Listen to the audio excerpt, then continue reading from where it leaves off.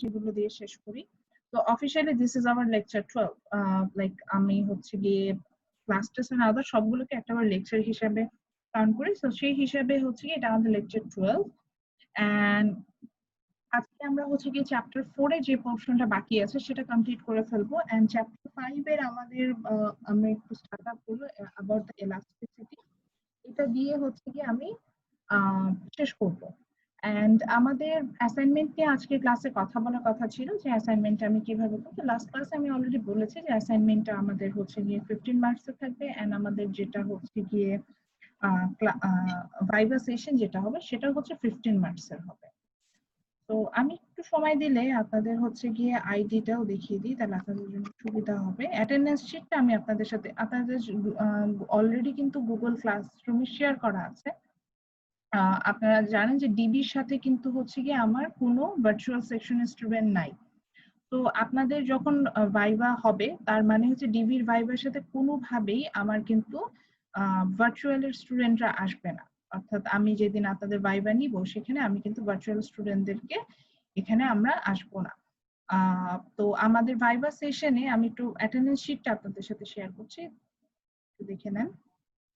তা আমি যেভাবে কল করব সেটা হচ্ছে সাপোজ আপনাদের এক্সাম ডেট দেওয়া, সাপোজ আমি বলছি আবার জানি না আমি এখন এক্সাম ডেট দেয়নি, আমি ধরে নিই আপনাদের এক্সাম হচ্ছে কি 10 তারিখে, বা ধরেন 12 তারিখে। তো 12 তারিখ 10টা থেকে টাইম দেওয়া। তো আমি যেটা করব এই যে এখানে যে শিডিউলে দেওয়া আছে যেভাবে নাম এন্ড আইডি যেভাবে দেওয়া আছে এবং এটা বলেছে যে অ্যাটেন্ডেন্স লিস্টটা আপনাদের ক্লাসরুমেও আছে।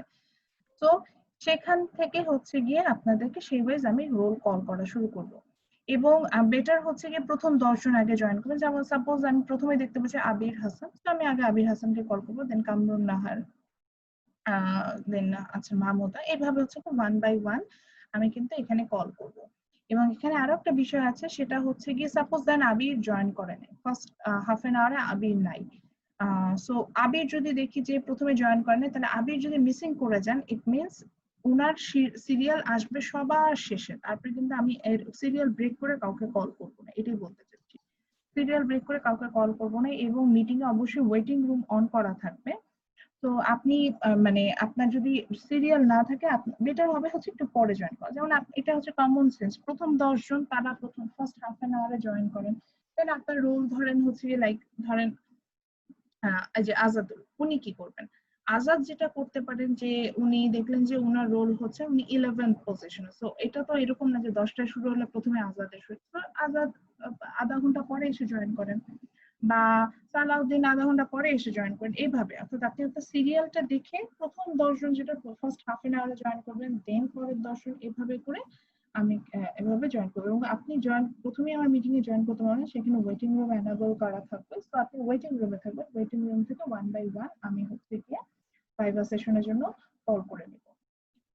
আচ্ছা, ভাইভা সেশনটা অবশ্যই ভিডিও অডিও বোথ ফর্মে হবে, অর্থাৎ আপনিও আমাকে দেখতে পারবেন, আমিও আপনাকে দেখতে পাবো। যেহেতু আরো একটা বিষয় আছে, আপনাদের সাথে অবশ্যই আমাকে এখানে ভিডিওতেই নিতে হবে, বিকজ আপনাদের সাথে আমি কখনো অফলাইন ক্লাস পাইনি। তো যেহেতু আপনাদের সাথে আমি অফলাইন ক্লাস পাইনি, অনলাইনে আমাদের ক্লাস হচ্ছে, আপনাদের অবশ্যই ভিডিওতে আমাকে আগে দেখতে হবে যে আমি আমার সঠিক স্টুডেন্টের সাথে কথা বলছি কিনা। তারপরে কিন্তু আমি হচ্ছে গিয়ে আপনার ইয়েটা নিব। এবং আপনাদেরকে যদি ওই যে অ্যাডমিট কার্ডে শো করতে হয়, অ্যাডমিট কার্ড শো করতে হলে এটা যখন আপনার ধরেন ভিডিও সরি আপনার ভাইভা সেশন স্টার্ট হবে তার সাথে সাথে আপনার অ্যাডমিট কার্ডটা মেসেঞ্জার গ্রুপে আপলোড করবেন। মেসেঞ্জার গ্রুপে, আমাদের যে বিশাল মেসেঞ্জার গ্রুপ আছে সেই 100 জন স্টুডেন্টের সাথে ওখানে আপলোড করে দিবেন, ওখানে আমি দেখে নিব। এইভাবে হচ্ছে গিয়ে আসবে। এবার আসি কোশ্চেন কিভাবে করবো। কোশ্চেন তো ভাইভা সেশন জানেন আমি ছোট ছোট প্রশ্ন করব।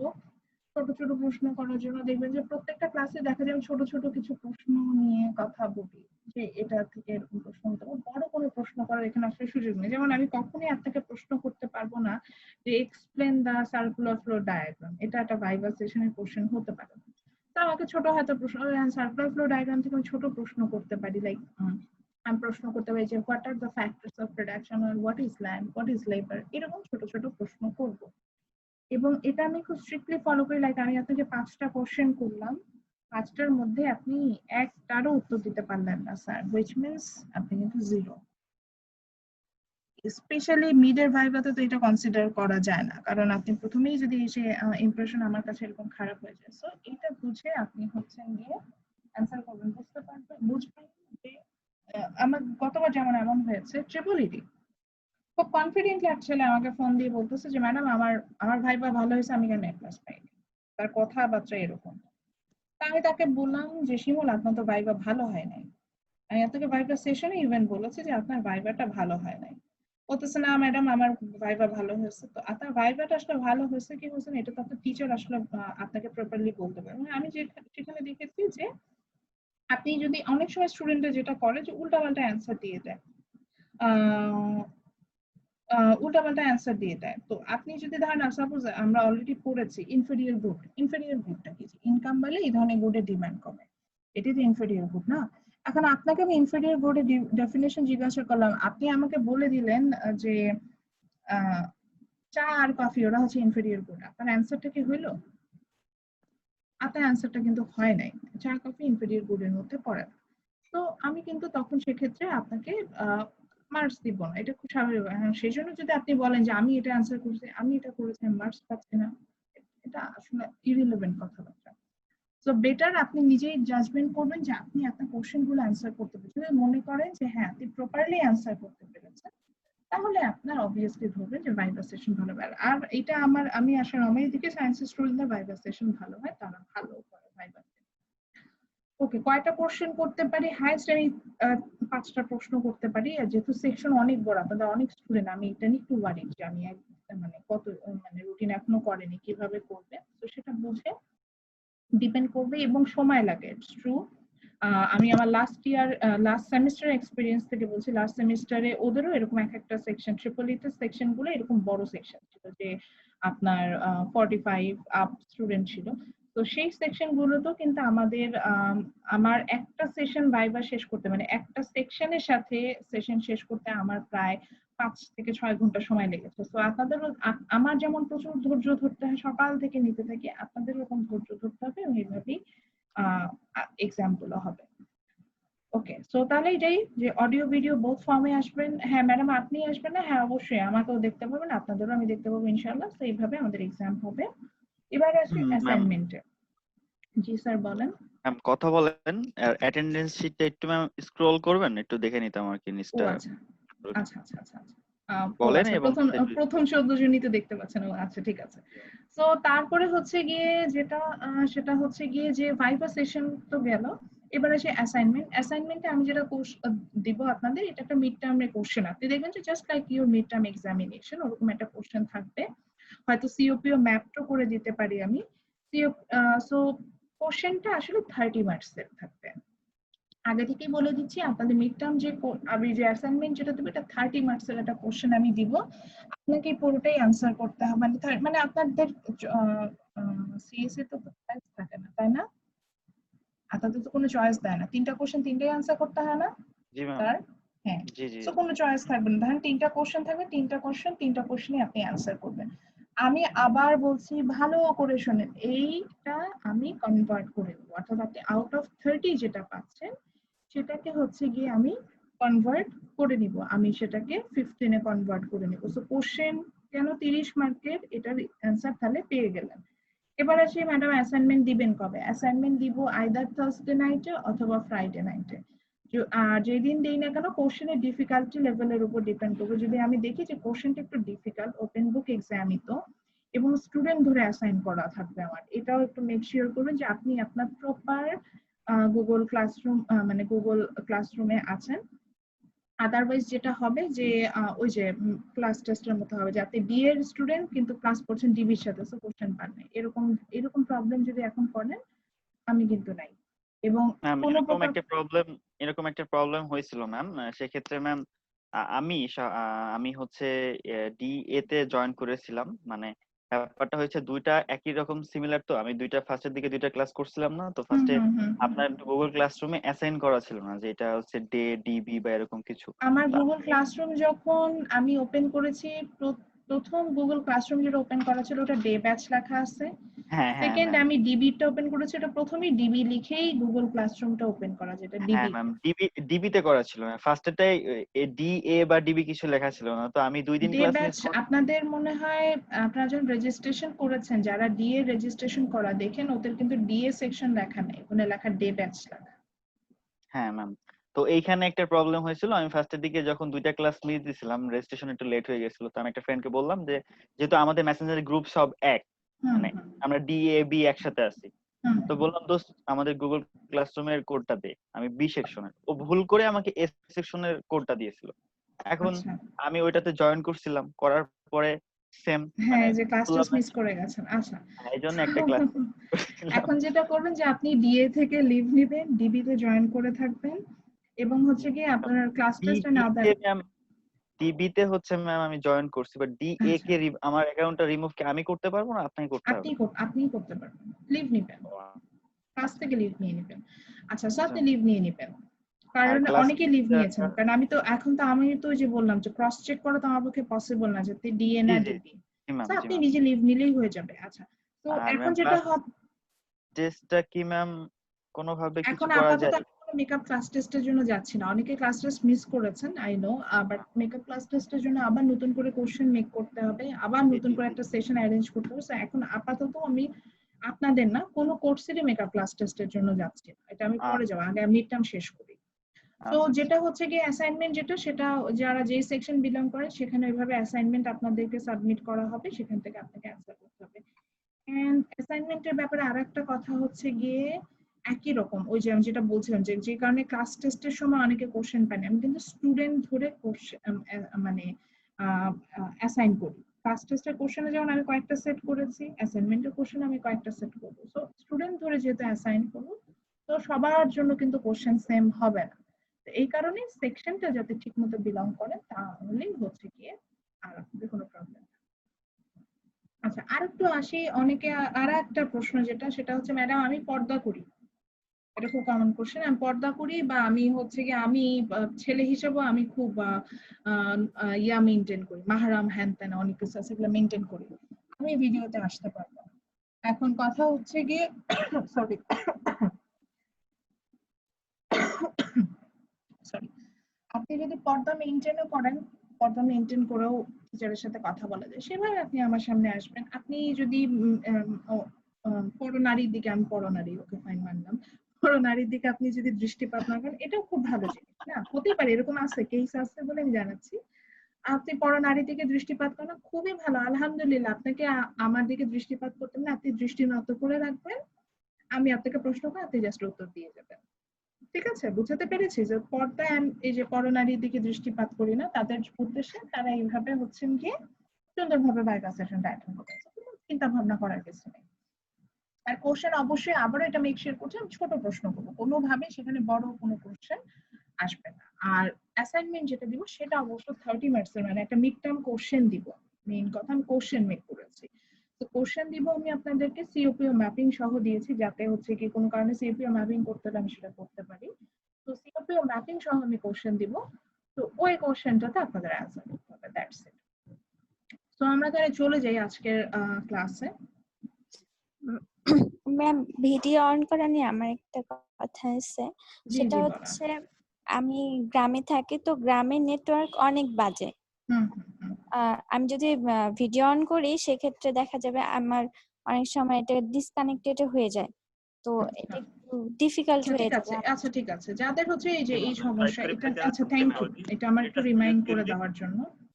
সো জি ম্যাম আমারও যাদের এই ধরনের আমাদেরও প্রবলেম, জি ম্যাম আমাদের সেম প্রবলেম। আমি একটা এক্সপিরিয়েন্স বলি। গত আমাদের যে মিডে হচ্ছে ভিডিও ইয়ে নিয়েছিল, মানে হুম ভাইভা হুম হুম। নিয়েছিল, তো ওইখানে হচ্ছে যখনই ভাইভা আমি ভিডিও অন করতেছিলাম তখনই আমরা হচ্ছে ডিসকানেক্টেড হয়ে যাচ্ছিলাম। এতে প্রবলেম হচ্ছিল, স্যারকে আগে নোটিস করা ছিল না, বাট আমরা জানতামও না যে এরকম হবে। তো এই জন্য আগে থেকে আপনাকে বলে রাখলাম যে গ্রামে আচ্ছা, আমাদের যে প্রবলেমটা যাদের হয়। হচ্ছে এই যে একটু যারা হচ্ছে 3G কভারেজের বাইরে 2G তে থাকেন, সেক্ষেত্রে যেটা হবে যে অ্যাটলিস্ট একবার হলো আপনাকে ভিডিওতে অ্যাপিয়ার্ড হতে হবে। অনেক ক্ষেত্রে আমি কিছুক্ষণ কথা বলার পর নিজেই বলি যে আপনি হচ্ছেন যে তাহলে এখন ইয়া করে ফেলেন, ওটাকে কি বলে যে আপনি ভিডিওটা ক্লোজ করে ফেলেন, আমরা এখন অডিওতেই কথা বলি, বা অনেক সময় আমরা স্ক্রিন শেয়ার করি, সেখানে আপনাকে নিজে রাইট ডাউন করতে হবে, তখন আসলে আমাদের ভিডিও তো দরকার নেই। তা আমি নিজেও অনেক সময় বলে থাকি, যাদের হচ্ছে নেটওয়ার্ক প্রবলেম আছে সেক্ষেত্রে ওরকমও কোনো বিষয় না যে একেবারে ম্যান্ডেটরি সবসময় ভিডিওতে থাকতেই হবে। অ্যাটলিস্ট আমি আপনার ফেস দেখবো, যে সাপোজ আমি আজকে আবিরের সাথেই ক্লাস করছি কিনা, বা আমার সাথে হচ্ছে গিয়ে মেহেদি আছে কিনা, বা হৃদয় আছে কিনা, আমার এটা দেখার বিষয়। ঠিক আছে, যে জাস্ট আমার স্টুডেন্টরা আমি আমি যাদেরকে ক্লাস নিচ্ছি, বা নুসরাত আছে কিনা, নুসরাতের জায়গায় আবার নুসরাতের আম্মু ভাইবা দিতে চলে আসলো গিরা, এটাও হতে পারে। ঠিক আছে, সো এইটুকু জাস্ট বোঝার জন্য, বা হ্যাঁ হতেই পারে সাকিবের জায়গায় সাকিবের বড় ভাই ভাইবা দিতে চলে আসলো, সেটাই হতে পারে। এখন ভয়েস শুনে অনেক সময় বোঝা যায় না, এই কারণে বলা ফেস টু ফেস একটা বিষয় থাকে, সেটা আমি sure. Okay, so let's start today's topic. So in our last class we completed the part that is demand. আচ্ছা Demand ম্যাম, গাছের ব্যাপারে একটু বলি। গাছ এটা একটু হচ্ছে পরে ম্যাম, বলবো, এখন ক্লাসে চলে যাই, ক্লাসে আচ্ছা ঠিক আছে জি। অ্যাসাইনমেন্ট পরে এখন। সো আমরা লাস্ট ক্লাসে যেটা নিয়ে স্টাডি করেছিলাম which is about demand, আমরা ডিমান্ডের পুরো পার্টটা শেষ করেছি, ঠিক কি না? সবাই ডিমান্ড শেষ করেছি? ডিমান্ড নাম জি, সো ডিমান্ড পার্টটা আমরা শেষ করেছি। হ্যাঁ, বুঝি নাই ম্যাডাম। লাস্ট হচ্ছে শিফটিং হ্যাঁ, শিফটিং ডিমান্ড কার্ড পর্যন্ত করেছি, জি ম্যাডাম। আচ্ছা, সো আজকে আমরা যেটা নিয়ে পড়বো সেটা হচ্ছে কি supply, the another factor of market. So আমরা সেটা সম্পর্কে স্টাডি করব, then we will get idea about the supply. Supply খুব easy, very very easy, and আমার খুব পছন্দ, মানে এত সোজা জিনিসটা বুঝাতে। একইভাবে আমরা প্রথমে সাপ্লাই সম্পর্কে জানবো, দেন সাপ্লাই কার্ভটা দেখবো, দেন ল অফ সাপ্লাই দেখবো, তারপরে হচ্ছে গিয়ে চেঞ্জেস অফ সাপ্লাই, মানে কিছু রিজন পাবো যেখানে আমাদের সাপ্লাইটা চেঞ্জেস হচ্ছে, সেটা দেখ মানে শিফট ইন সাপ্লাই যেটাকে বলা যায়, সেটা দেখে তারপরে কিন্তু আমরা এই চ্যাপ্টারটা শেষ করে ফেলবো। সো চলে যাই আমাদের প্রথম যে টপিক, যেটা সাপ্লাই, সেটাতে। তো ইন লাস্ট ক্লাস আমার মনে আছে আমি যখন মার্কেট সম্পর্কে পড়েছিলাম, তখন আমি বারবার এটা মেনশন করছিলাম যে my classroom is the market, হ্যাঁ, and here you are the consumer and I am the supplier, or I am the producer. So just like the demand, খাতাটা নেন, নিয়ে সাপ্লাই টাইটেল দেন, দিয়ে দুটো পয়েন্ট লেখেন, just like the demand, when there is supply, you have to fulfill two major criteria. One is willingness to sell, and second one is ability to sell. That means supply তখনই হবে যখন আপনার হচ্ছে কি willingness আছে একটা product sell করার মতো, এনাফ ইচ্ছা আছে, এবং হচ্ছে কি অ্যাবিলিটি টু প্রডিউস বা অ্যাবিলিটি টু সেল, মানে অ্যাবিলিটিও আছে প্রোডাক্টটা তৈরি করার, then it will be call supply.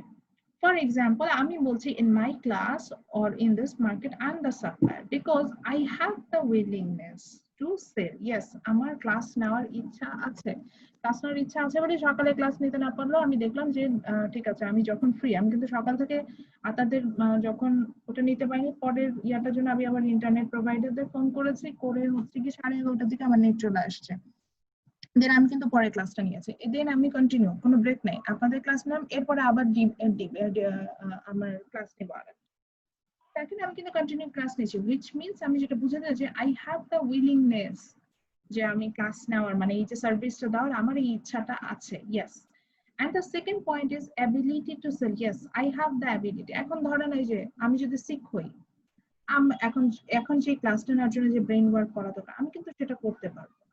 বা ধরেন হচ্ছে গিয়ে আমি যদি, বা আপনি ধরেন সেই সিচুয়েশন নাই, যে ধরেন আমার কম্পিউটার নাই, বা ল্যাপটপ, বা আমার ল্যাপটপ নাই, বা আমার সেলফোন নাই, তাহলে কিন্তু আমার ইচ্ছা থাকা সত্ত্বেও সার্ভিসটা দিতে পারবো না। তো এই যে অ্যাবিলিটি থাকা, যেটা যে প্রোডাক্টটা তৈরি করতে চাচ্ছি সেটা তৈরি করার অ্যাবিলিটি, এবং বা যে সার্ভিসটা দিতে চাচ্ছি সেটা তৈরি করার অ্যাবিলিটি, এবং দেওয়ার জন্য যে ইচ্ছাটা, অর্থাৎ ইচ্ছা এবং তৈরি করার মতো ক্ষমতা যখন দুটোই থাকবে, then it will be called supply. So that's why in my class I'm the supplier, because I have both of the I completed both of the criteria. One is willingness to sell, another one is ability to produce. আমার class নেওয়ার ইচ্ছা আছে, অ্যাবিলিটিও আছে class নেওয়ার মতো। যদি আমার ability না হতো তাহলে কিন্তু আমি এখানে ক্লাস নিতেও আসতাম না, আমাকে দেখা যেত আপনি ক্লাসে নিতে পারতো, তোমাকে নিয়ে কি ক্লাস নেবে, বিষয়টা কিন্তু অনেকটা এরকমই হয়ে যেত। তো যখন আমি দুটো ক্রাইটেরিয়া ফুলফিল করছি, তখনই কিন্তু আমি ক্লাসে জয়েন করছি, এটাই বোঝাতে চাচ্ছিলাম। এবার আসে একটা এক্সাম্পলে চলে যাই। For example, there is a farmer, আমি ধরে নিচ্ছি একজন ফার্মার আছে, প্রডিউসেস লাইক সুগার ক্যান। এখন দেখা গেল যেই বছর উনি সুগার ক্যান প্রডিউস করেছে ওটা নিয়ে এসে বাজারে গেল, দেখতে পেল এই বছর সুগার ক্যানের প্রাইস খুবই কম। তো ওনার কিন্তু already he has the ability to produce, but ওনার যেটা হলো যে সুগার ক্যানের প্রাইস কম বলে সে চিন্তা করলো এটা বিক্রি করার থেকে বাসায় নিয়ে খেয়ে ফেলি, এটাই বেটার। তো উনি এটা সেল করলো না at the market price, current market price. তো তার দেখা যেটা কি ফুলফিল হলো না, that is willingness to sell, যেটা সেটা কিন্তু ফুলফিল হলো না। So you can call it as demand. আবার অ্যানাদার সেন্সে আসি, এবার ধরেন ওই বছর ফার্মার দেখলো যে ওই বছর আসলে দাম বেশি কিসের, গমের, হুইটের দাম অনেক বেশি। তো উনি চিন্তা করলো যে আমি যদি হুইট প্রোডাকশনে যেতাম তাহলে কিন্তু আমি সেল করতে পারতাম। তো দেখেন ওই বছর তো হুইট প্রডিউসই করে নেই, মানে অ্যাবিলিটি টু প্রডিউসই নেই, তাহলে তো এটাকেও আমি তার সাপ্লাই বলতাম, যদিও তার উইলিংনেস টু সেল আছে কিন্তু সে কিন্তু প্রোডাক্টটা তৈরি করে না। সো এটাকেও কিন্তু আমি অ্যাবিলিটি টু সেল, যেহেতু অ্যাবিলিটি টু প্রোডাকশন নাই, তো এটাকে আমি সাপ্লাই বলতে পারছি না। একইভাবে সেই ফার্মারটা পরের বছর ধরেন রাইস প্রোডাকশনে গেল, রাইস প্রোডাকশনে যে উনি দেখলেন যে হচ্ছে গিয়ে উনি খুব ইজিলি রাইস তৈরি করছে এবং সে বছর রাইসের প্রাইসও ভালো, উনি এটা সেল করে দিল। তখন কিন্তু এটাকে আমি বলবো যে দিস ইজ সাপ্লাই। তো এবার আসি একটা রিয়েল লাইফ এক্সাম্পল থেকে আসি। ধরে নিই নুসরাত অনেকগুলো টিউশনি করায়।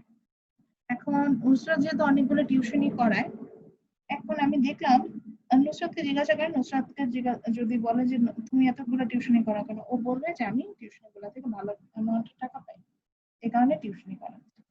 এখন ধরেন ওনাকে এমন টিউশনি অফার করা হলো যে টিউশনিতে ভালো স্যালারিও দেয় না, আবার হচ্ছে কি স্যালারিটা ঠিক সময়েও দেয় না, উনি কি ওই টিউশনি করাইতে যাবে? আমরা যাবো? এমন কেউ আছেন যে বেতন টেতন কিছুই দেয় না তারপরে টিউশনি করায় যান?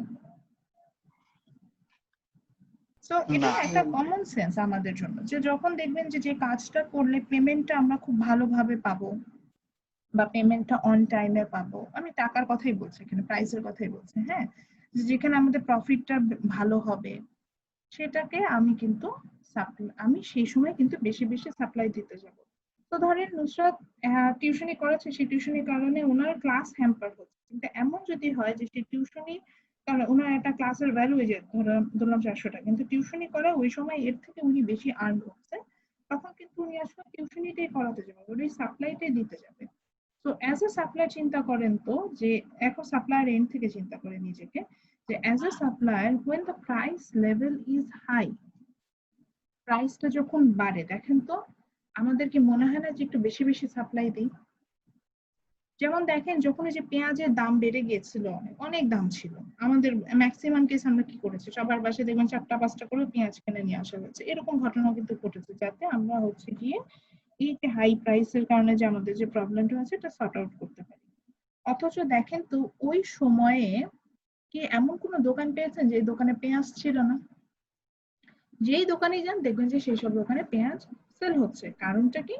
কারণ হচ্ছে গিয়ে আপনার, ও জানে যে এর থেকে তো বেশি পেঁয়াজের দাম হতে পারে না, সেলার যিনি, হ্যাঁ, উনি জানে যে এর থেকে বেশি পেঁয়াজের দাম হতে পারে না। সো এখন সে যত বেশি পেঁয়াজ সেল করতে পারবে তত বেশি প্রফিট উনি কিন্তু মেক করতে পারবে। দ্যাটস ওয়াই উনি কি করেছে, উনি হচ্ছেন গিয়ে বেশি বেশি করে আপনার সাপ্লাই দেওয়ার চেষ্টা করেছে।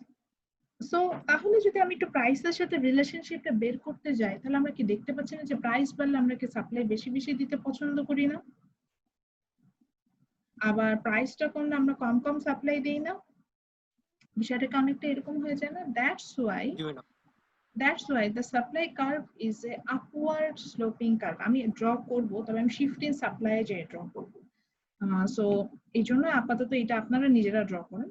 So that's a supply curve is a upward sloping curve. Upward মানে হচ্ছে যে আগের কথাটার উল্টা হবে, তার মানে আগেরটা ছিল যেমন নেগেটিভ স্লোপ, তাহলে এটা হবে হচ্ছে positive slope, which means it has positive relationship with the variable in y axis. So y axis এখানে আমরা দেখতে পাচ্ছি হচ্ছে প্রাইস শো হচ্ছে। তো প্রাইসের সাথে তাহলে এখানে এই সাপ্লাইয়ের কি পজিটিভ রিলেশনশিপ, ধনাত্মক একটা সম্পর্ক আমি এখান থেকে কিন্তু দেখতে পাবো।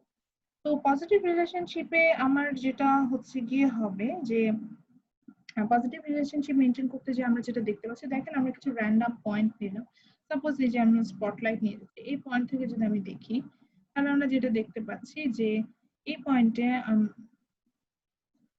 তো আমরা যদি র্যান্ডম পয়েন্ট থেকে যাই তাহলে সেখানে আমরা যখন দেখছি যে এই পয়েন্টে দেখেন the price level is আমি কি দেখতে পাচ্ছি P1 which is very high price and quantity supplied সেটাও দেখেন সেটাও কিন্তু বেশ হাই quantity supplied আমরা দেখতে পাচ্ছি এবার প্রাইসটা ফল করলো the price falls from P1 to P2 so that from the supply curve we have find out the quantity falls too. Again, when the price falls more than it, that means P2 to P3, then the quantity supply falls more, that is Q2 to Q3. আরো বেশি ফল করলো তাহলে আমরা কি দেখতে পারি একটা positive relationship দেখতে পাচ্ছি যে প্রাইস বাড়লে সাপ্লাই বাড়ে প্রাইস কমলে সাপ্লাই কমে তো তাহলে এখান থেকে আমরা কি পেতে পারি সেটা হচ্ছে একটা ল পেতে পারি তো এরপর তাহলে title then law of supply দেখেন কোনো মেমোরাইজেশনে কিছু নেই তাহলে আমরা এই ফিগারটা থেকে লিখতে পারি ল অফ সাপ্লাই থেকে কি করলাম ওই কথাটা লিখতে হবে যে when other things remaining same কিছু বিষয়কে আমরা কনস্ট্যান্ট ধরে নিচ্ছি এই বিষয়গুলোকে আমরা এখানেও কনস্ট্যান্ট ধরবো so when other things remaining same what happening here যে আমরা কি দেখেছিলাম সেটাও যে when other things remaining same if the price is up supply also up or if the price increases supply also increases and when price falls supply also falls so সেটাই আমরা law of supply তে পাচ্ছি যে according to the law of supply when the price is high supply also high and when the price is low supply also low so আমি madam কি ধরেন আমি আপনাকে এখন কোশ্চেন করলাম আপনার এই assignment midterm explain the law of supply in your own word কিভাবে দিবেন নিজের মতো করে লিখবেন যে if other things remaining same এই কথাটা লিখতে হবে এটা মেমোরাইজেশন তারপরে লিখবেন আপনার মতো করে আপনার যদি মনে হয় যে এটা লিখবেন যে when price falls supply also falls আপনি সেটাই লিখবেন এভাবে করে নিজের ভাষায় দিবেন এখানে কোনো মেমোরাইজেশনের বিষয় নেই আচ্ছা এখন পর্যন্ত যেটুকু আমরা করলাম এটাকে ক্লিয়ার জি ম্যাম তাহলে আমরা প্রথমে যেটা পড়লাম ডিমান্ডের মতোই সবকিছু ডিমান্ডের মতোই তাহলে প্রথমে আমরা যেটা দেখলাম যে সাপ্লাই দেখলাম হচ্ছে supply means when I as a supplier we have the willingness and ability to produce a product then it's called supply then আমরা পেলাম হচ্ছে supply curve is a positive slope curve মানে ধনাত্মক সম্পর্ক আছে তার y axis এর variable which is price এর সাথে দেন সেখান থেকে আমরা কি পেলাম ল অফ সাপ্লাই যেখান থেকে আমরা পেলাম হচ্ছে গিয়ে যে ল অফ সাপ্লাই কি বলছে প্রাইস বাড়লে সাপ্লাই বাড়ে প্রাইস কমলে সাপ্লাই কমে যায় সো এরপর আমরা চলে যাব যে আমরা যাব হচ্ছে কি চেঞ্জ ইন সাপ্লাই এইটাতে দেখবো তো এটার জন্য হচ্ছে একই জিনিস আমি একটা ছবি আঁকবো এখন এই ছবিটা আমার সাথে সবাই ড্র করবেন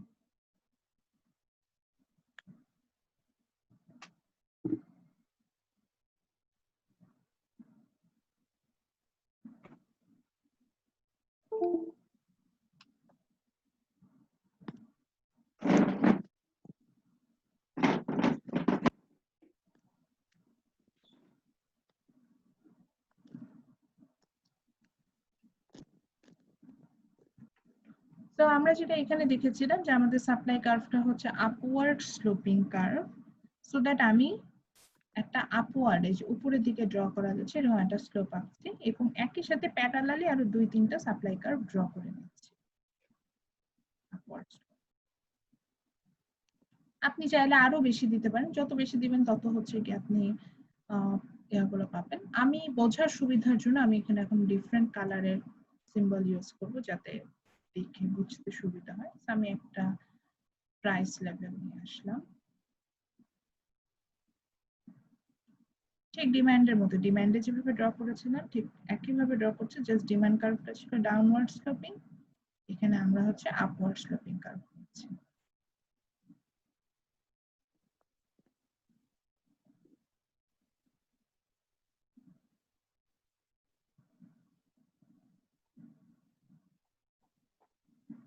okay so same thing x Axis আমরা ওয়াই অ্যাক্সিস আমরা প্রাইস দেখাবো এক্স অ্যাক্সিসে হচ্ছে গিয়ে কোয়ান্টিটি সাপ্লাইড দেখাবো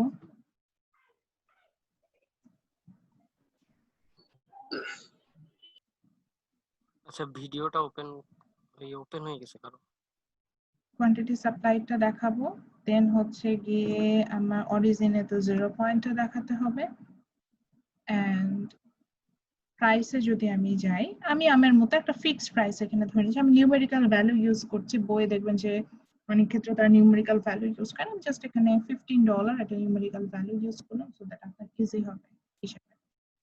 আচ্ছা, আমি কোয়ান্টিটি এখানে ধরে নিলাম, সাপোজ না আমার ধরলাম 50 ধরলাম। পরের কোয়ান্টিটিটাকে ধরলাম হচ্ছে সাপোজ 65, তারপরটাকে ধরে নিলাম 80। তিনটা কোয়ান্টিটি ধরে, তো এই ফিগারের নাম কি হবে, নামটা লিখে দিই। ফিগারের নাম হবে হচ্ছে গিয়ে shift in demand, shift in supply.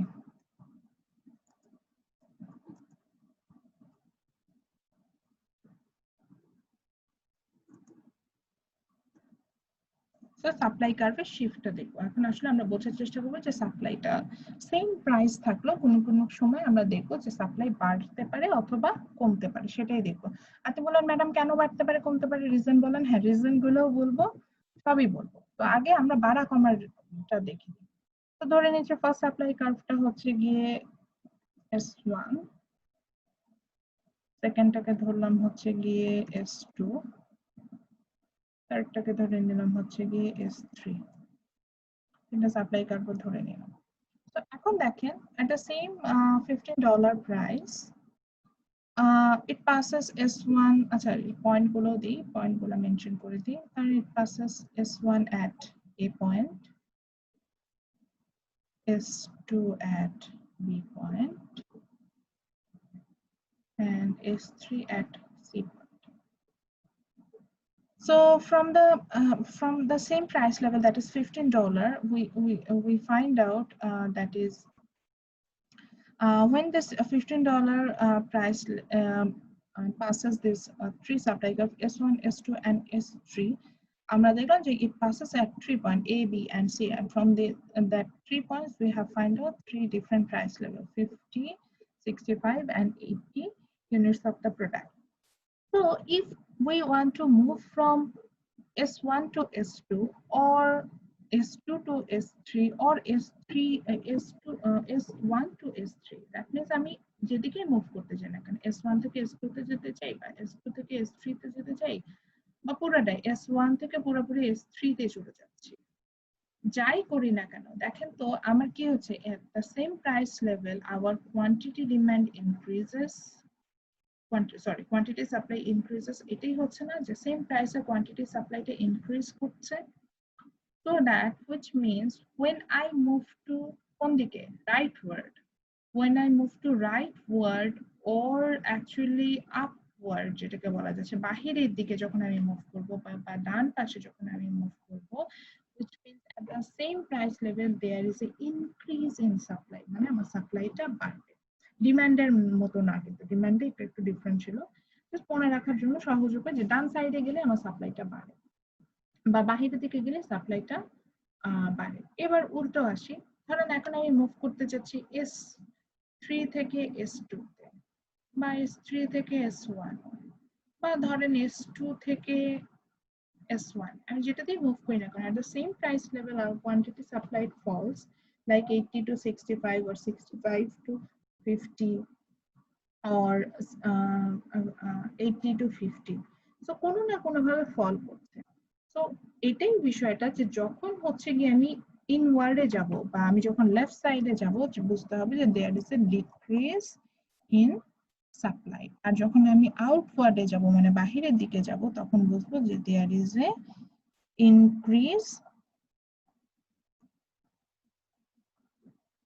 there is a increase in supply, এখানে সাপ্লাইটা কিন্তু বাড়ছে। তাহলে আবারও যাই, ইনওয়ার্ডে আমি যখন যাব, ভিতরের দিকে যখন যাব, তখন আমি বুঝবো যে সাপ্লাইটা কমে যাচ্ছে, ডিক্রিজ হচ্ছে। আর যখন আমি বাহিরের দিকে যাব, which means আউটওয়ার্ডে যাব, তখন আমি বুঝবো যে এখানে সাপ্লাইটা বাড়ছে, ইনক্রিজ।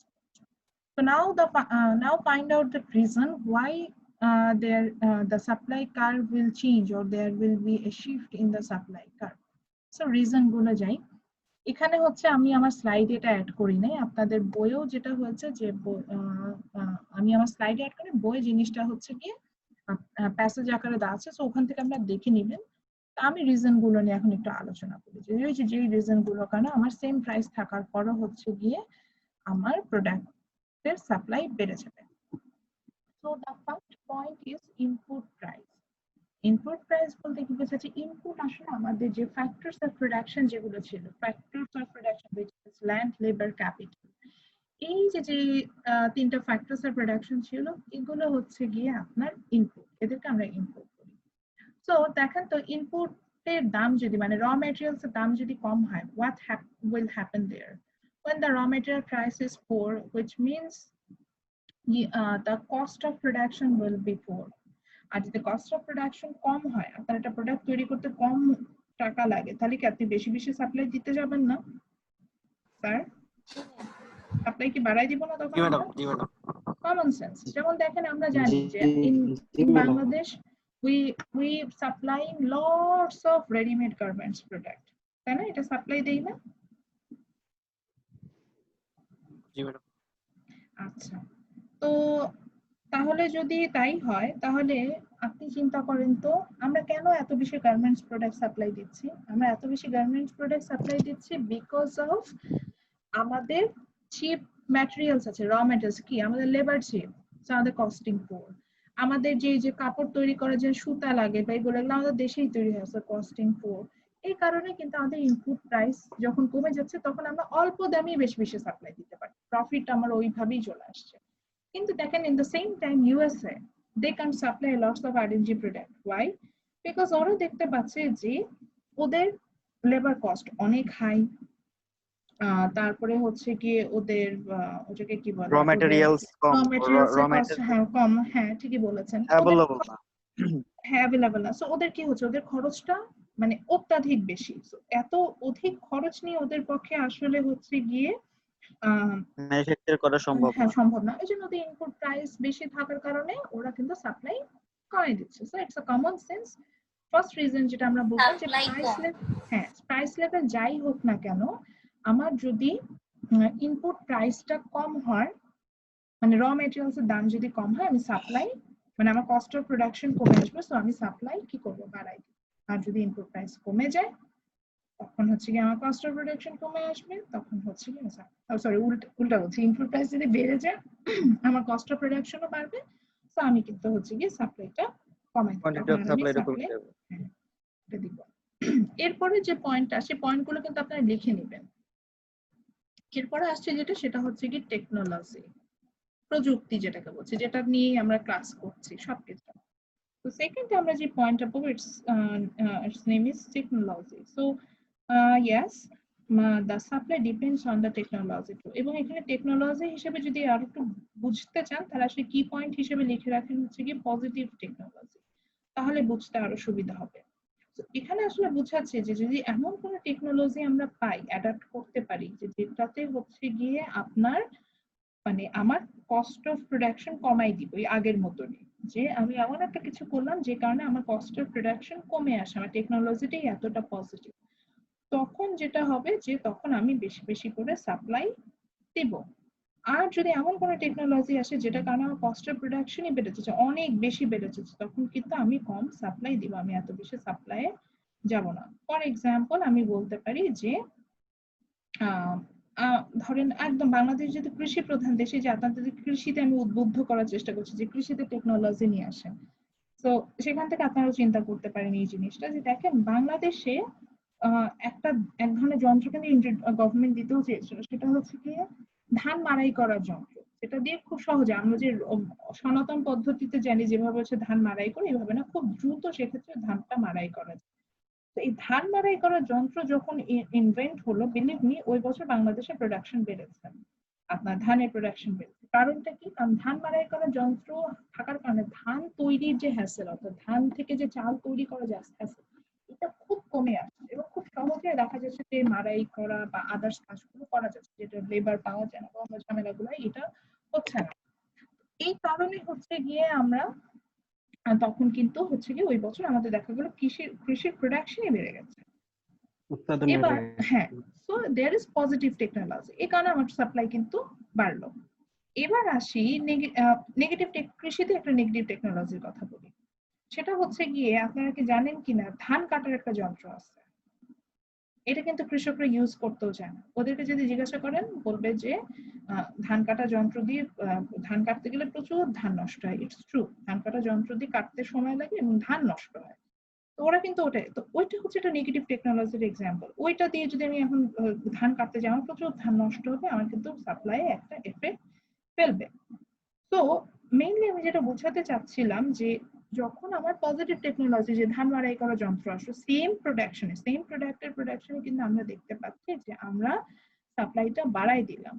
আর যখন নেগেটিভ টেকনোলজি চলে আসলো, সেম প্রোডাক্শনে কিন্তু আমার সাপ্লাইটা কমে গেল। তো টেকনোলজি যদি এমন হয় যে পজিটিভ হয়, তাহলে আমার সাপ্লাই বাড়বে, সেটার জন্য আমার কস্ট অফ প্রোডাকশন কমবে এবং সাপ্লাই বাড়বে। আর টেকনোলজি যদি এমন হয় নেগেটিভ হয়, যেটার কারণে খরচ বেড়ে যাবে, উৎপাদন খরচ, তখন কিন্তু সাপ্লাই কমে যাবে। তো এটা নিয়ে একটা মজার কথা বলি, এটা ডোন্ট টেক ইট আদারওয়াইজ। সেটা হচ্ছে গিয়ে আমার একটা কোয়ারিজ ছিল যে যখন হচ্ছে গিয়ে অনলাইনে ক্লাসরুমে যাবে ইউনিভার্সিটির একটা চিন্তা করলো, তখন আমি আসলে চিন্তা করেছিলাম যে এই টেকনোলজিটা যে অ্যাডাপ্ট করতে হবে আমাদের, এটা আমাদের নাম্বার অফ স্টুডেন্ট কমে যাবে কিনা। আমি দেখলাম আমাদের নাম্বার অফ স্টুডেন্ট কমে নাই। এটা কমে নাই কেন, এটা রিজন আরো একটা পয়েন্ট দিয়ে আমি আসবো। তার আগে আমি টেকনোলজি দিয়ে এক্সপ্লেন করা যায়, তো সেটাতে আসি। টেকনোলজিতে যেটা হয়েছে যে এই যে অনলাইনে যে ট্রান্সফর্ম করতে হয়েছে, এটার কারণে ইউনিভার্সিটি ইনভেস্টমেন্ট কিন্তু কম ছিল। মানে লাইক আমাদের যে ট্রেনিং, সেটা আমি নিজে আমার বাসা থেকে বসে আমার নেট ইউজ করে, আমার ডিভাইস ইউজ করে আমি জাস্ট ট্রেনিং সেশনটাতে অ্যাটেন্ড করছি। একটা অফলাইন ট্রেনিং এর জন্য যে পরিমাণ এফোর্ট আমাকে এখানে দিতে হতো, সেটা কিন্তু এখানে দিতে হচ্ছে না। তো এইভাবে হচ্ছে যে জিনিসটা আসছে। তো এই কারণে যেটা হয়েছে যে আমরা কিন্তু এই টেকনোলজিটা অ্যাডাপ্টেশনে খুব ইজিলি টেকনোলজিটা অ্যাডাপ্ট করা গেছে। এই কারণে আমরা কিন্তু টিচাররা অ্যাডাপ্ট করতে চেয়েছি। যখন টেকনোলজিটা আমরা খুব দ্রুত অ্যাডাপ্ট করতে পেরেছি, আমরা কি করবো, অবশ্যই এটা স্টুডেন্টদের সাপ্লাই দিব। এই টেকনোলজিটা অ্যাডাপ্ট করা আমাদের জন্য খুব চিপ রেটে হয়েছে, আমরা খুব দ্রুত করতে পেরেছি, কম খরচে করতে পেরেছি। তো আমরা কি করেছি, তো এটা খুব উইলিংলি অ্যাকসেপ্ট করেছি এবং উইলিংলি হচ্ছে কি আমরা আমাদের স্টুডেন্টদের মধ্যে সার্ভিসটা দিতে চেয়েছি। তো এই যে পজিটিভ টেকনোলজির কারণে কিন্তু দেখবেন যে সোফার, আমি জানি না নিউ অ্যাডমিশন অন্য ইউনিভার্সিটি কি অবস্থা, আমি আমার ইউনিভার্সিটির কথা বলছি, আমাদের যে এক্সিস্টিং যারা স্টুডেন্ট ছিল তারা কিন্তু সবাই মোটামুটি আছে। বিকজ এই যে বললাম যেটা পজিটিভ টেকনোলজির কারণে ক্লাসরুমটা খুব ইজিলি আপনার কাছে সামনে চলে আসে, খুব ইজিলি ক্লাসরুমের সাথে আপনারা ইন্ট্রোডিউস হতে পারছেন। তো সেক্ষেত্রে আমরা প্যান্ডেমিকের কোনো ভয় নেই। এই কারণে কিন্তু আমরা পজিটিভ টেকনোলজিটা দিয়ে আমরা কিন্তু এই এখানে আমরা ক্লাস একটা এক্সাম্পল হতে পারে। ওকে, থার্ড ওয়ান, এই জাস্ট ডিমান্ডের মতো এক্সপেকটেশন।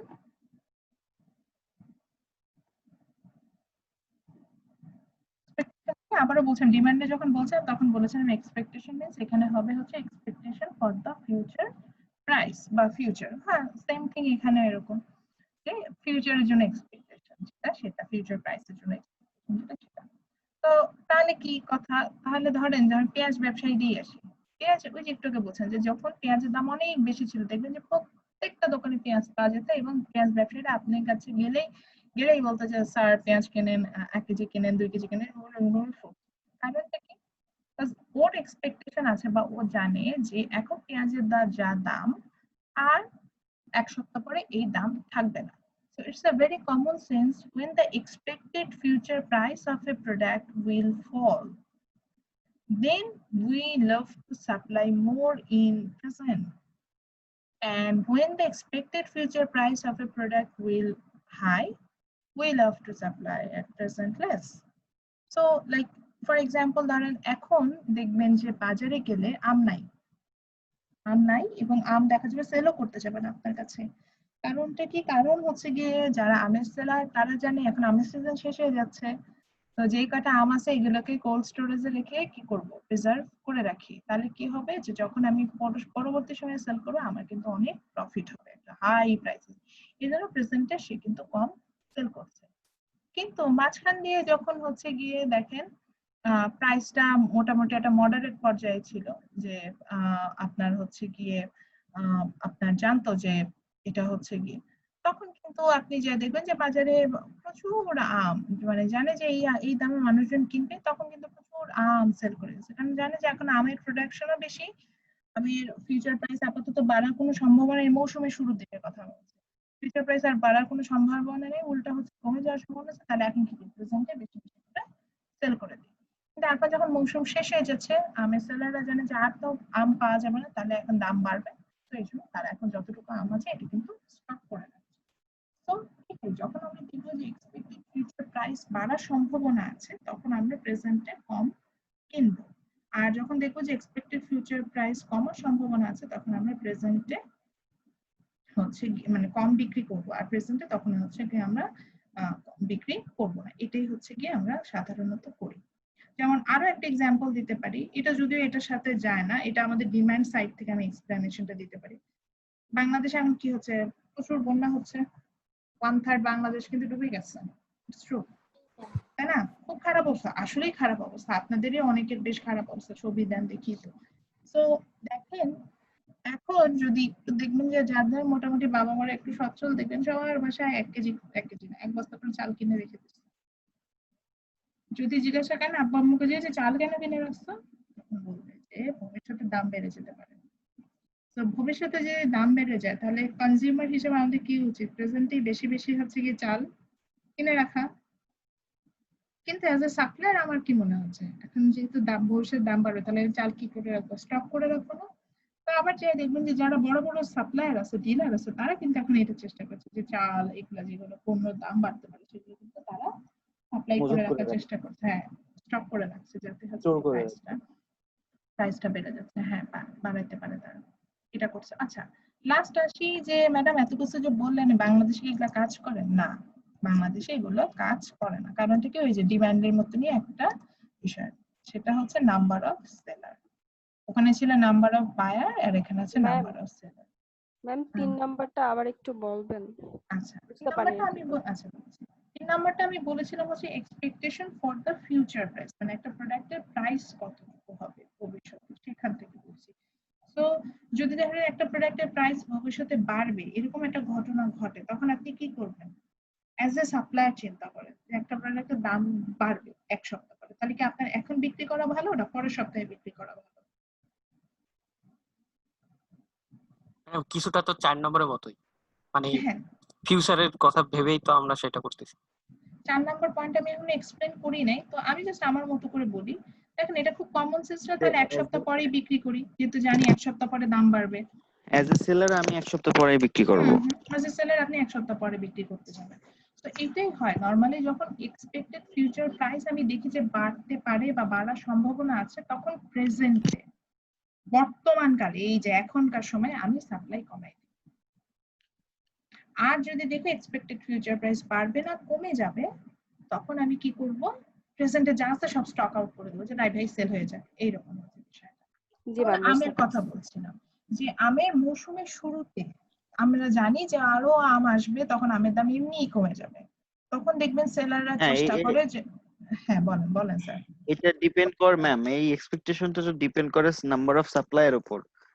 যখন নাম্বার অফ ম্যাম, সাপ্লায়ারের থেকে বড় জিনিস হচ্ছে প্রোডাকশন কতটুকু হয়েছে, ওয়েদার হ্যাঁ কন্ডিশন নাম্বার অফ কি। প্রোডাকশনের উপর, হ্যাঁ সেটাই, কারণ হ্যাঁ, অনেক অনেক কিছু আছে। মৌসুমের ফার্স্টের দিকে তো আমার নাম্বার অফ প্রোডাকশন বেশি, সাপ্লাইও বেশি, সেক্ষেত্রে হুম তো আমার হুম হুম। এক্সপেকটেশন বেশি থাকলেও আমি এখানে জিনিস বেশি পাবো।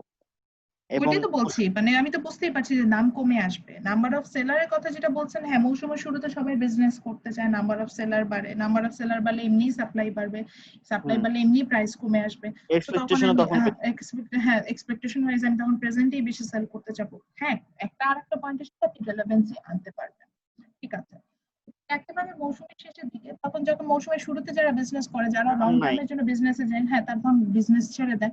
তো তখন দেখা যায় আমও নাই, আবার আমার কম্পিটিটরও কম আছে, তখন যেটুকু আম আছে সেটুকু আমি চিন্তা করি এটুকু স্টক করে রাখি, কারণ ফিউচারে এখন দাম বেড়ে যাবে, আমি তখন সেল করবো।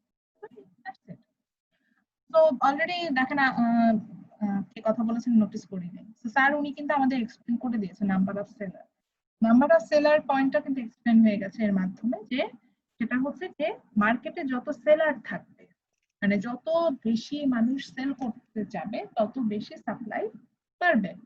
আর মার্কেটে যত সেলার কমবে, তত হচ্ছে সাপ্লায়ার কম কমবে। সাপ্লাই কমবে হ্যাঁ না, তত হচ্ছে। তো বাংলাদেশে এই জন্যই হচ্ছে কি আমরা সাধারণত কোনো পলিসি মেক করতে পারি না, বিকজ বাংলাদেশে সেলারও যেমন অনেক বেশি, আপনার কনজিউমারও অনেক বেশি। তো এত এত মানুষকে Number of কন্ট্রোল করা ডিফিকাল্ট না বলে? অনেক মানে ধরেন আমার ক্লাসে কেন আপনাদের দুইটা সেকশন করে দিল, কেন এই 104 জন স্টুডেন্ট আপনার ইন টোটাল, এটা নিয়ে কি একটা সেকশন আমি ক্লাস নিতে পারতাম না? ভার্চুয়ালি পসিবল তো ম্যাম, 100 জনের কেন, 100 জনের নেওয়া সম্ভব। কিন্তু কেন দিল না? কজ অথরিটি জানে এইটা যদি দেই এটা হয়ে যাবে একটা মাছের বাজার। ওই যে আপনাদের কোশ্চেন থাকে না, আপনাদের কোশ্চেনে আনসার দিতে দিতে আমার একটা ক্লাস চলে যাবে যে এই প্রশ্ন, হ্যাঁ স্বাভাবিক।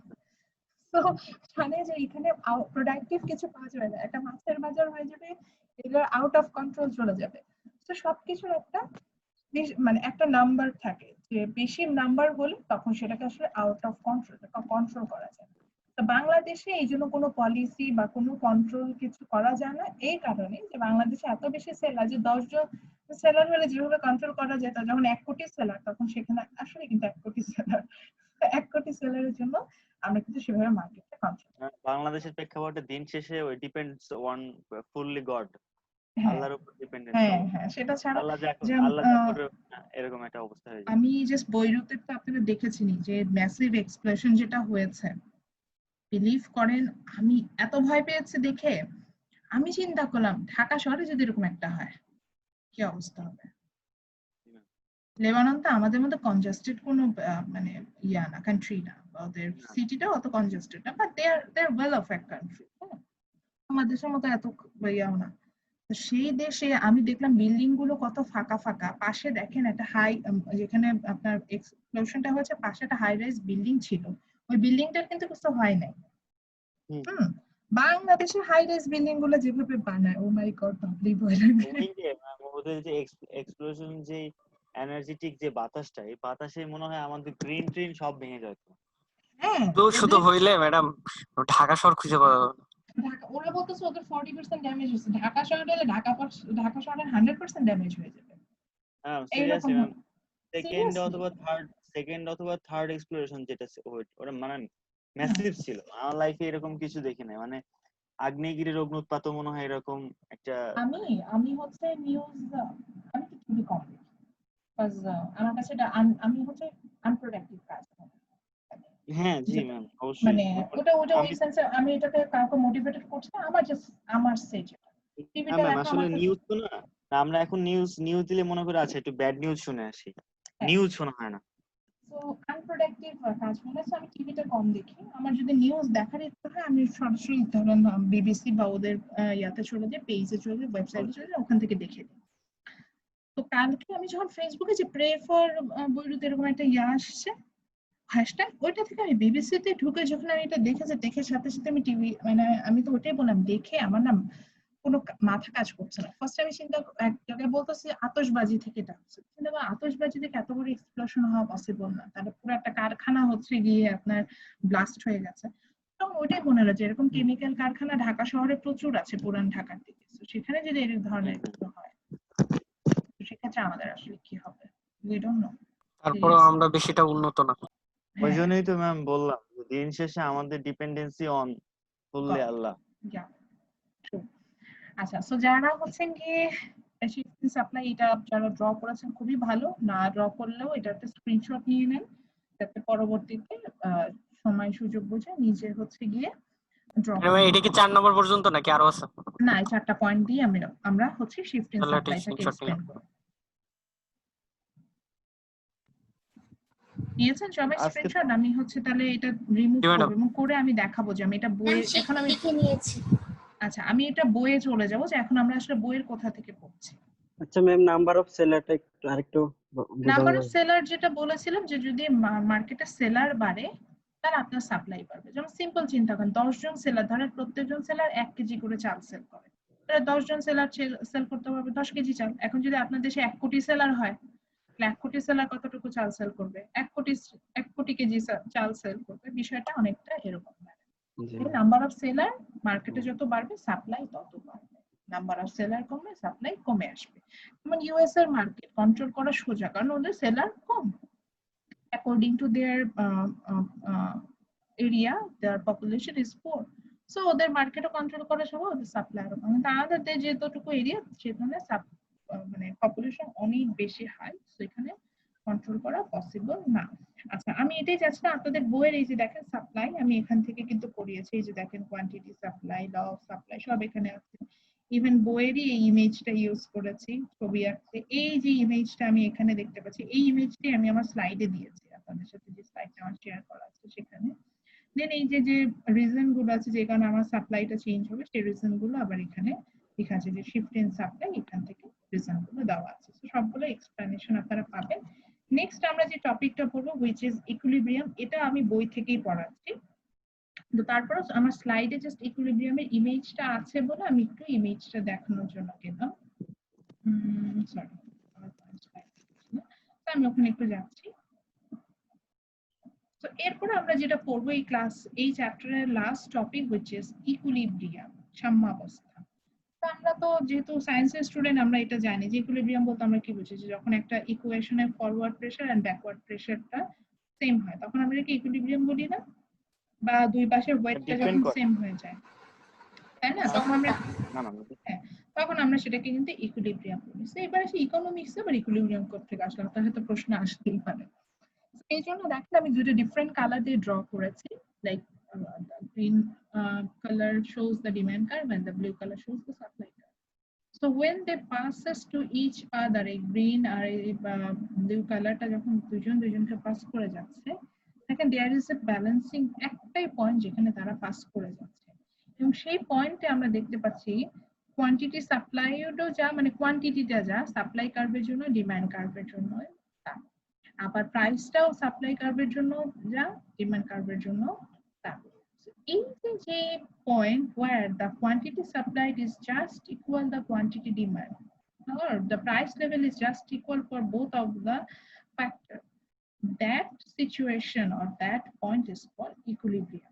সোজা বাংলায় যদি বলি, মার্কেটে যদি কোনো ধরনের কোনো হস্তক্ষেপ না করে, মানে কি সরকার হস্তক্ষেপ করবে না, কোনো স্টক হবে না, বাইরে থেকে কেউ মজুদ করবে না, এই ধরনের ঘটনা যদি না ঘটে, তাহলে মার্কেটে একটা সিচুয়েশন মার্কেট অটোমেটিক্যালি পৌঁছায়, যে সিচুয়েশনে মার্কেটের ডিমান্ডটা সাপ্লাইয়ের সমান হয়। বুঝতে পারছেন? একদম সমান হয়, ডিমান্ডটা মার্কেটের সাপ্লাই সমান হয়। ওই সিচুয়েশনটাকে আমরা বলি হচ্ছে গিয়ে ইকুইলিব্রিয়াম। এবং ইকুইলিব্রিয়াম থেকেই যে আমরা যে মার্কেট প্রাইসটা বলি না, যে আমরা ধরেন এখন চাল কিনছি 50 টাকায়, যদি ধরেন গভর্নমেন্টের যদি এখানে কোনো ইন্টারভেনশন না থাকে, তাহলে এই যে 50 টাকা যে আমি যে চালটা কিনছি, এটা আসলে মার্কেট ইকুইলিব্রিয়াম থেকে বের হয়েছে। মার্কেট ইকুইলিব্রিয়াম থেকে আমরা এটা পেয়েছি যে 50 টাকায় আমরা সাপ্লায়ারও সাপ্লাই দিতে চাই, যতটুকু আমরা ডিমান্ড করছি ঠিক একইভাবে আমাদের ডিমান্ড ওয়াইজ ওই প্রাইসটা আমাদের সাথে ওকে আছে, আমরা এই প্রাইসে প্রোডাক্টটা কিনছি। So this is equilibrium. তাহলে আমরা ইকুইলিব্রিয়াম কি বুঝলাম, যে যখন হচ্ছে ডিমান্ড আর সাপ্লাইটা সমান হবে সেই পয়েন্টটাকে আমি ইকুইলিব্রিয়াম বলবো। এবং মাথায় রাখতে হবে ইকুইলিব্রিয়াম থেকে আমরা যে প্রাইসটা পাবো দ্যাটস আওয়ার মার্কেট প্রাইস। তো আমরা যে কোনো প্রোডাক্টে যে মার্কেট প্রাইসটা দেখি, মানে বাজারে বাজার দ্রব্য মূল্য যেটাকে বলি, বাজার মূল্য যেটা বলি সরি, সেটা কিন্তু আসলে আমরা ইকুইলিব্রিয়াম থেকে পেয়ে থাকি। এবার আসি বইয়ে দেখি, তাহলে বইয়ে এটা আমি কোথা থেকে পড়ালাম, যদিও দেখাচ্ছিলাম, তারপর আবারও যে বইয়ে হচ্ছে গিয়ে আমরা এই যে এখানে ফিগার 8 এর উপরে ইকুইলিব্রিয়াম প্রাইস এন্ড আদার্স এগুলো নিয়ে কিন্তু পড়া, এখান থেকে আমি এগুলো আপনাদেরকে পড়াচ্ছি। এবং একটু জুম করছি, এখান থেকে আমি এগুলো আপনাদের পাশে, এখান থেকে ডেফিনেশন গুলো পড়ে নেবেন, এটা তো জানেনই। তো এই সেম ছবিটা আমি ওখানে ইউজ করেছি, জাস্ট হচ্ছে গিয়ে এখানে কোয়ান্টিটি দেওয়া আছে, ওখানে কোয়ান্টিটি দেওয়া। এবার চলে যাই, একটু কোশ্চেন হতে পারে যে ধরেন সাপোজ নুসরাতের মনে প্রশ্ন আসলো যে ম্যাডাম আপনি যে বললেন ইকুইলিব্রিয়ামে চলে যাবো কিছু হলে, এটা কেমনে সম্ভব? বা মাহমুদা বললো না ম্যাডাম কোনোভাবেই সম্ভব না, আমরা ইকুইলিব্রিয়ামে চাইলেও যেতে পারি। আচ্ছা, তো আমরা এখন যেটা দেখবো যে আসলে কিভাবে মার্কেটে ইকুইলিব্রিয়ামে রিচ করে, এই দুটো কিন্তু বুঝতে হবে, সারপ্লাস আর শর্টেজ, এই দুটো সিচুয়েশন অ্যারাইজ হয়, কিন্তু তারপরে হচ্ছে কি আমরা আস্তে আস্তে সবকিছু গিভ আপ করে ইকুইলিব্রিয়ামে চলে আসি।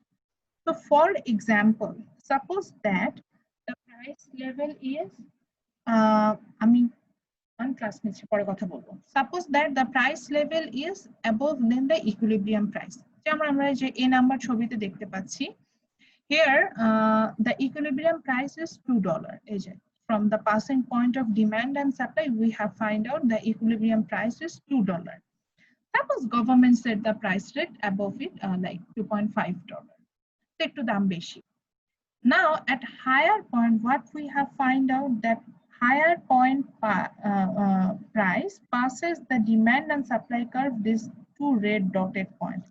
So first red dotted point আমরা কোথা থেকে পেলাম, ডিমান্ড কার্ভ থেকে পেলাম, এবং সেখান থেকে দেখলাম যে কোয়ান্টিটি ডিমান্ড হচ্ছে 4, and second red dotted point থেকে দেখলাম যেটা সাপ্লাই কার্ভ থেকে আসে কোয়ান্টিটি সাপ্লাইড হচ্ছে A.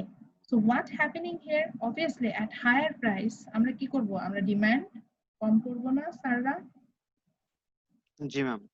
কিন্তু হায়ার প্রাইসে আমরা কি করব, সাপ্লাই বেশি দিব না, প্রাইস হাই তো সাপ্লাই হাই, প্রাইস লো তো সাপ্লাই লো, একইভাবে প্রাইস হাই তো ডিমান্ড জি। লো।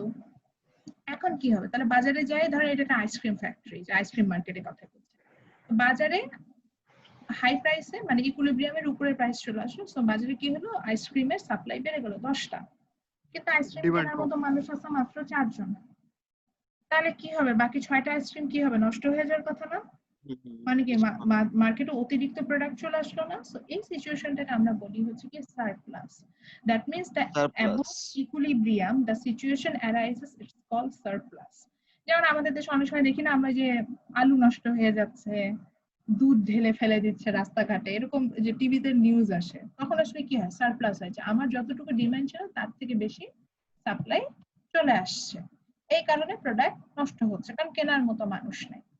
তো এই ধরনের সিচুয়েশন হলে তখন এটা কিভাবে সলভ করে এবং আমরা কিভাবে ইকুইলিব্রিয়ামে রিচ করতে পারি। এখন হাই প্রাইস প্রোডাক্ট নষ্ট হয়ে যায়, তখন আপনি কি করবেন, প্রোডাক্ট কি ফালাই দিতেন নাকি চেষ্টা করেন যে একটু কম প্রাইসে হলেও সেল করে দিতেন। কম অ্যাজ এ প্রাইসে সেল সাপ্লায়ার, করে দেন। হ্যাঁ আপনি কম চিন্তা প্রাইস হলেও করবেন, সেল করে দেওয়ার চিন্তা ভাবনা থাকবে। চিন্তা ভাবনা করবেন। সো আপনি কি করবেন, আপনি কম প্রাইসে একটু প্রাইস তখন একটু কমাই দিবেন, অ্যাজ এ সাপ্লায়ার আপনি একটু প্রাইস কমাই দিবেন, যে কমাই দিয়ে হলেও সেল করে দিবেন। আর অ্যাজ এ কাস্টমার আমি কি করব, যখন দেখবো দাম কমছে, তাহলে আমি নিশ্চয়ই 4টা আইসক্রিম খাবো না, আমি আরেকটা আইসক্রিম খাওয়া বাড়াবো, আমিও কিন্তু একটু ডিমান্ড বাড়াই দিব। তবে সাপ্লায়াররা একটু দাম কমায় এবং কনজিউমাররা ওই কম দামে বেশি প্রোডাক্ট কিনতে চায়, এইভাবে করে তখন তারা এই যে ইকুইলিব্রিয়ামে রিচ করে চলে আসে। সো তখন দেখা গেল এইভাবে ব্যালেন্সিং করতে করতে সাপ্লায়াররা দাম কমায়, 3টা সাপ্লাই কমে 7 পজিশনে আসলো, একইভাবে কনজিউমাররা দাম একটু কমে যাওয়ার কারণে ডিমান্ড বাড়ায় 7 পজিশন, মানে যে 7 units of product consumer consumption পজিশনে চলে আসলো, সো প্রাইস হয়ে গেল $2 এবং ইকুইলিব্রিয়ামে মার্কেট চলে আসলো। এবার আপনার মনে হয় যে ম্যাডাম যে কি বলেন এটা হয় না, তো এই শর্টেজটা বুঝেন, শর্টেজটা বুঝলেই বুঝে যাবেন যে আসলে এই ঘটনাগুলো ঘটে। তো এবার আসি shortage. Below the equilibrium that situation is called shortage. এখন দেখি শর্টেজ কিভাবে, ধরেন এখন গভর্নমেন্ট খুব রাগ হয়ে গেল সাপ্লায়ারদের উপর, হ্যাঁ আইসক্রিমের দাম 2 টাকা, সেটাকে বানায় হচ্ছে $2.5 করে দিয়েছো, যাও আমি নিজে থেকে দাম ঠিক করে দিলাম $1.5, এর উপরে কেউ আইসক্রিম সেল করতে, গভর্নমেন্ট ধান প্রাইসটা দিয়ে দিয়েছে। এখন আপনারা তো জানেন দ্য ইকুইলিব্রিয়াম প্রাইস ইজ $2, এখন যদি কম দাম হয়ে যায়, কম দামে আপনাকে তো গভর্নমেন্ট দাম ঠিক করে দিচ্ছে, বলে তো দেয় না যে সাপ্লাই দিতে হবে এতটুকু, তাহলে আপনি কি করবেন, দাম কম, তাহলে আমার কি রেভিনিউ কম, তার মানে আমি সাপ্লাই কম দিব না, দাম কম তাহলে সাপ্লাইও কম দিব, আমার যেহেতু প্রফিট কম হচ্ছে। সো এট লোয়ার প্রাইস আমি সাপ্লাই কম দিব, as a consumer, as a producer, sorry as a producer আমি সাপ্লাই কমাই দিব। আর আমরা কনজিউমাররা কি করব, আমরা দেখবো ও মাই গড আইসক্রিম আগে, হ্যাঁ আইসক্রিম আগে ছিল $2, এখন হয়ে গেছে $1.5, ও মাই গড আমি তো আইসক্রিম খাবো, আসলে আইসক্রিম খাইতে যাবো, তো তখন কিন্তু আমরা আইসক্রিমের ডিমান্ড বাড়াই দেবো। তাহলে আমি দেখলাম যে এই যে দেখেন at lower price below than equilibrium, এই যে দুটো রেড ডটেড লাইন থেকে আমরা কি পাচ্ছি, কোয়ান্টিটি ডিমান্ড হচ্ছে গিয়ে $10 আর কোয়ান্টিটি সাপ্লাইড হচ্ছে 4 ইউনিট অফ প্রোডাক্ট। আমার কি সাপ্লাই অনেক কম কিন্তু ডিমান্ড অনেক বেশি, তার মানে কি মার্কেটে প্রোডাক্ট নেই, শর্টেজ। দেখবেন এই শর্টেজ কখন সৃষ্টি হয়, তো এই যে যখন ভরা মৌসুম থাকে, দেখবেন ভালো কোয়ালিটির আম নাই, কারণ কি ওরা জানে তো দাম কম, সেল করে লাভ নাই, ইচ্ছা করে প্রোডাক্ট দেয় না, এরকম শর্টেজ দেখতে পারি। শর্টেজ হলে আমরা কি করবো, এখন আমি তো জানি প্রোডাক্টের দাম কম, আমার কিনতেও খুব ইচ্ছা করতেছে, খেতেও ইচ্ছা করছে, তখন আমি অ্যাজ এ কনজিউমার চিন্তা করছি ঠিক আছে একটু না হয় দাম বেশি দিই, তারপরেও যদি ভালো আম্রপালি পাই তাহলে আম খাবো, বা ফজলি আম পাই তাহলে খাবো। ঠিক একইভাবে সাপ্লায়ারও চিন্তা করে, আরে এতদিন তো ওরা কিনতে চাচ্ছিল না, এখন একটু যেই দাম কমে গেছে এখন কিনতে চাচ্ছে, তাহলে আমি একটু দাম একটু বাড়াই, তাহলে দেখা যাবে যে মানুষের আমার প্রোডাক্ট বেশি বেশি করে কিনবে, একটু করে দাম বাড়াই দিবে আর আমরা একটু করে ওই যে বেশি দামে প্রোডাক্ট কিনবো। তখনই হচ্ছে গিয়ে দেখা গেল যে আমরা ইকুইলিব্রিয়ামে রিচ করে দিলাম। সো এইভাবে যদি গভর্নমেন্টের কোনো প্রকার কোনো হস্তক্ষেপ না থাকে, কোনো প্রকার কোনো বাহিরের কোনো ফোর্স থেকে, ওয়ার্ল্ড ব্যাংক বলেন, IMF বলেন, USA, UK, কোনো দেশে ইকোনমির যদি হস্তক্ষেপ না থাকে, তখন অটোমেটিক্যালি আমরা হচ্ছে এই ব্যালেন্সিং পজিশনে রিচ করি, which is called equilibrium. Am I clear to you? G ma'am. Okay, so এখানে আমরা ইকুইলিব্রিয়ামে রিচ করতে পারবো। এভাবে আমরা হচ্ছে কি পৌঁছে যাই। তো এইভাবে তাহলে আমরা যেটা বুঝলাম যে ইকুইলিব্রিয়ামের নিচে যে পজিশনটা পাবো সেখানে শর্টেজ, যেখানে আমার ডিমান্ডটা সাপ্লাইয়ের থেকে বেশি হবে, আর ইকুইলিব্রিয়ামের উপরে যে পজিশনটা পাবো সেরকম আমরা সার্কেল হবে, যেখানে সাপ্লাইটা ডিমান্ডের থেকে বেশি হবে। তো আপনারা যদি দেখেন আপনাদের বইয়ে সুন্দরভাবে শর্টেজ এন্ড সাপ্লাই, এই যে situation in quantity supplied is greater than quantity demand, এখানে সারপ্লাস এবং শর্টেজের ডেফিনিশন কিন্তু দেওয়া আছে। তো এখান থেকে যদি আমি ভাইভা সেশনে কোশ্চেন করি তাহলে সব সিম্পল, ধরেন কার ভাইভা নিচ্ছি, কাকে পছন্দ হয়েছে দেখি, কার নাম শুরুতে আসে, তার ভাইভা নিব। ওকে, তো পারভেজের নাম দেখছি সবার শুরুতে। তো পারভেজ হোসেন ওনার ভাইভা নিচ্ছি। তো ওনাকে আমি জিজ্ঞাসা করলাম যে পারভেজ স্যার বলেন হোয়াট ইজ সারপ্লাস। এখন উনি বললো ম্যাডাম আমি ইউনিভার্সিটিতে যাই না, এটা সারপ্লাস। তাহলে অ্যান্সার হইলো না, আমি এই সেমিস্টারে বেশি বেশি কোর্স নিয়ে ফেলছি, এটা সারপ্লাস, এটা অ্যান্সার হয়। উনি যখন বলবে যে ম্যাডাম সারপ্লাস মানে হচ্ছে সাপ্লাই বেশি কিন্তু আমার ডিমান্ড কম, তাও অ্যান্সার হয়। কিন্তু উনি বললেন আমি এই সেমিস্টার বেশি কোর্স নিয়ে ফেলছি ম্যাডাম, এটা আমার কাছে সারপ্লাস, তাহলে তো হলো না। তো যদি আপনি প্রপারলি অ্যান্সার দিতে পারেন বা কনসেপ্টটা যদি ক্লিয়ার থাকে, then you will get the marks. বা ধরেন পারভেজ বলে যে না ম্যাডাম সেটাও পারবো না, বাট আমি হচ্ছে একটা ছবি এঁকে দেখাইতে পারবো, দেন উনি ওই ইকুইলিব্রিয়ামের ছবিটাকে দেখাইলেন, দেখায় বলো ম্যাডাম এইখানে হচ্ছে গিয়ে আমার সারপ্লাস ক্রিয়েট হয়েছে, তাও একসেপ্ট করা যায়। কিন্তু ওই যে ওইটাই বললাম, কিন্তু আপনি কিছুই পারেন না, তার অ্যান্সার হয়নি, আপনি বলতেছেন ম্যাডাম আমি তো একদম মানে ফার্স্ট ক্লাস A+ পাওয়ার মতো এক্সাম দিয়েছি, আমাকে কেন মার্কস দিবেন না, তাহলে তো হবে না। আচ্ছা, আপনাদের ক্লাস টেস্টে কয়েকটা মিস করেছে, তো সেখানে আমি কিছু দেখতে পেয়েছি, একটু বলে নিই। যেমন আপনাদের কিন্তু রুব্রিক্স করা ছিল, তো মানে আপনি একটা ডেফিনেশন লিখলে, ডেফিনেশন হলো 1 মার্কস, এক্সাম্পল হলো 1 মার্কস। এখন আপনি ডেফিনেশন লিখেছেন ঠিকই, এক্সাম্পল নাই, তাহলে কিন্তু আপনি এখানে হাফ পেয়ে যাচ্ছেন, যতই ভালো ডেফিনেশন দেখেন। তারপরে আসে সার্কুলার ফ্লো ডায়াগ্রাম, ওখানে যখন আমি কোশ্চেন করেছিলাম ওখানে মার্কস স্প্লিট করা ছিল মোস্ট প্রবাবলি 3+4 এইভাবে। 3টা ছিল হচ্ছে কি ডায়াগ্রামটা প্রপারলি ড্র করার জন্য, 4 মার্কস ছিল যে এক্সপ্লানেশনের জন্য। আপনার ডায়াগ্রাম ড্র করেছেন, কোনো এক্সপ্লানেশন নাই, তাহলে তো আপনাকে আমি আউট অফ 3 মার্কিং, তাই নয় কি? বাকি যে ডায়াগ্রাম ড্র করছেন সেটা হয় নাই, তাহলে তো ওখানে 3 মার্কস আপনি 0। তো এইভাবে করে কিন্তু মার্কিং গুলো আসে। সো একটু বুঝে শুনে অ্যানসারও করবেন এবং বুঝবেন যে মার্কিংটা আসলে কিভাবে হচ্ছে। Okay, so this is the end of this chapter. আমরা এরপরে চলে যাব হচ্ছে চ্যাপ্টার 5 এ।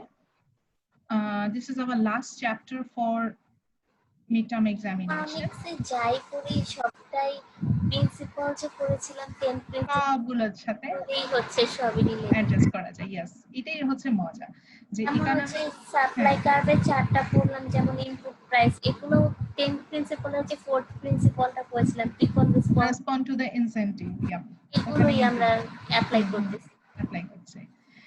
ইভেন মজার ব্যাপারটা কি জানেন, সেটা হচ্ছে গিয়ে যে আমরা যেটা ধারণা করি যে আপকামিং যত থিওরিজ আসবে, সবগুলো থিওরি আমরা এগুলা দিয়ে এক্সপ্লেন করতে পারবো, প্রিন্সিপাল রিলেটেড। হ্যাঁ প্রিন্সিপাল গুলো দিয়ে এক্সপ্লেন করা যায়, এটাই হচ্ছে মজা। এবং আপনাদের বইটা যদি একটু খেয়াল করে দেখেন, কন্টেন্টে তো আছে দেখতেই পাবেন, কন্টেন্টটাও কিন্তু ওরা এইভাবেই সাজিয়েছে যে প্রিন্সিপাল গুলো, এই যে হাউ মার্কেট ওয়ার্কস, এই পার্টটা আসলে কিন্তু যে 3 যে পরে যে প্রিন্সিপাল গুলো 6 7 মানে 5 6 7 ওগুলো দিয়ে কিন্তু এগুলার বড় বড় মেজর এক্সপ্লানেশন করা যায়। আপনি বললেন যে ম্যাডাম আমি তো পারছি না, আমরা পারছি না কাজ হচ্ছে ওই প্রিন্সিপাল গুলো নিয়ে আমি আপনাদের সাথে ওইভাবে আলোচনা করি না, ওগুলো একটু বড় প্রিন্সিপাল। যেমন ওই যে society market can improve, sorry sometimes market can improve, government can improve the market outcome, এগুলো নিয়ে কিন্তু এভাবে আলোচনা করিনি আপনাদের সাথে। তো এইখান থেকে যে মার্কেটের পলিসি গুলো আসে, ডিমান্ড সাপ্লাই বিষয়গুলো আসে, এক্সপ্লেন করা যায়। তো মেইন কথা প্রিন্সিপাল গুলোর মজাই এটা যে প্রিন্সিপাল গুলো যদি একবার বুঝেন দেখবেন যে প্রত্যেকটা থিওরি, ইকোনমিক্স এর থিওরি বলেন, পলিসিস বলেন, যাই বলি না কেন সবগুলো এইগুলো থেকে এক্সপ্লেন করা যায়।